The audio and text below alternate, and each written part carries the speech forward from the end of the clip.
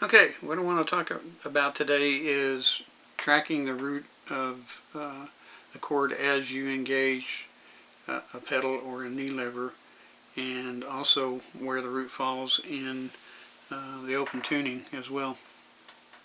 Had this discussion with a few different new steel players, old steel players, musicians in general. Just ask, how do you keep track of what's going on that thing? And I don't really think about it when I'm playing, but it's a good idea to know what's happening as you engage a pedal or a knee lever. And as you move up and down the fretboard with the different combinations of pedals and knee levers. So what I'm going to talk about is just some of the basics here. On the open tuning, in that it's an E9 chromatic, and the reason they call it chromatic is these two outside strings, but we're not going to talk about the whole shebang about the tuning and just tracking where your roots are. So on the open strings, 8 and 4 are your root, your two E strings, and depending upon what groups of strings you're playing, like on 10, 8, and 6, the root is in the middle, the fifth is on the bottom, and the third is on top. If I move to the next group, the root is on the bottom, the third's in the middle, and the fifth is on top. And if I move to a different group, it goes 3, 5 root, and then once again I get the root in the middle with the 5 on the bottom and the third on the top. So what happens when you engage a pedal? Well, your root changes first off, and the type of chord you're playing is going to potentially change as well. If I just press just the first pedal, or my A pedal as it's called, that raises my B's to a C sharp, I'm going to end up with a minor chord based on that C sharp note being the root.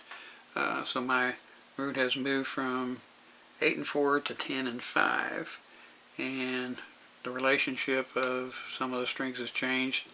Now 8 and 4 are the flatted third of the chord, and strings 3 and 6 are now the fifth of the chord, and so I end up with a C sharp minor if I play the open strings.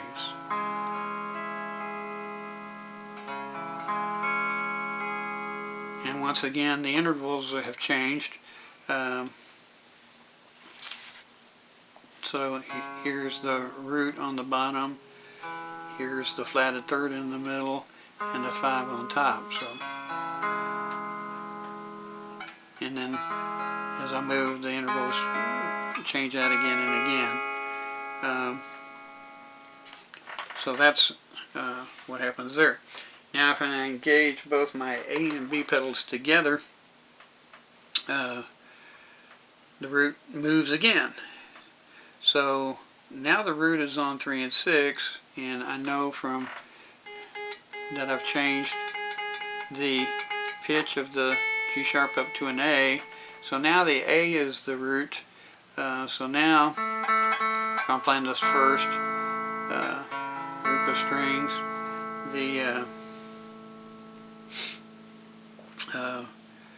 B, the 10 and 5, the two B strings are still up at a C sharp, but now they're the third of the chord. The two E's, 8 and 4, are the fifth, and 3 and 6 are now the root, which is A. So that's how we end up with the A chord out of that. And the same thing happens as I move through these different. Here's the root on the top, third on the bottom, fifth in the middle, fifth on the bottom, root in the middle, and so on. Okay, talking about the E lever, or the lever that drops your 8 and 4 string. You end up with a different minor chord again, and sounds like this. And when you do that, the chord now becomes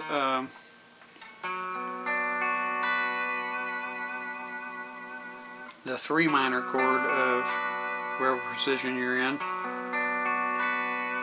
And now your 8 and 4, even though you've dropped them, they've become the 5th of the chord, and 3 and 6 are your root. So you end up with a G sharp minor, which is the 3 minor of E.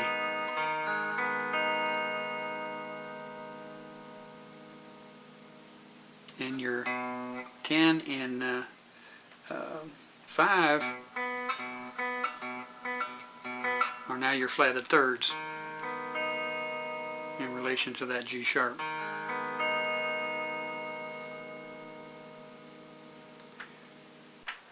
Okay, now we're going to talk about your F lever in conjunction with your first pedal. We call it the F lever because it raises your 8 and 4 from E to F, and not too different than what we had before with just pressing the first pedal. It gave us that minor chord, C sharp minor, playing there again those string groups. If we engage the E to F lever, instead of those being those 2 E strings, 8 and 4, being the flatted third, it makes them the regular third and makes it a major chord.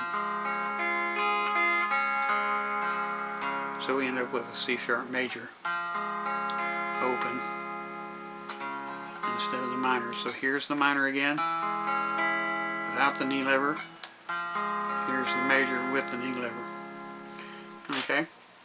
Now, we haven't talked about the second pedal by itself.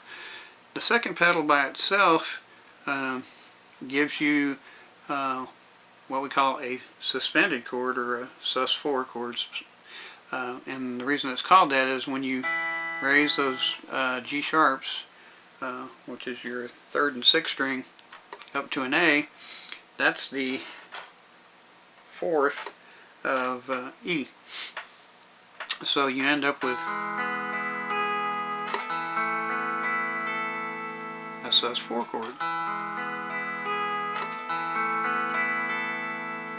And it may sound familiar to you because it's kind of the chord that opens up the song Peaceful Easy Feeling by the Eagles.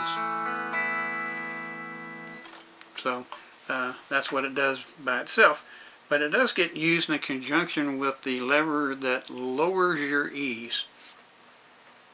And what happens there is you get a 7th chord in relationship to the open tuning. So if I engage my second pedal and my lever that drops my 8 and 4, I get a 7th chord. And what that 7th chord is based on is 10 and 5 become the root, dropping the E's gives me the 3rd, and then the A is the flat 7 of B, which gives you that 7th chord tonality. We're not talking about a major 7th chord, we're just talking about a 7th. So what happened is you get the ability to play the 1 chord with the open strings, the 4 chord with the A and B pedals together, and the 5/7 chord with the second pedal in the E lever, yeah, that's what it's called,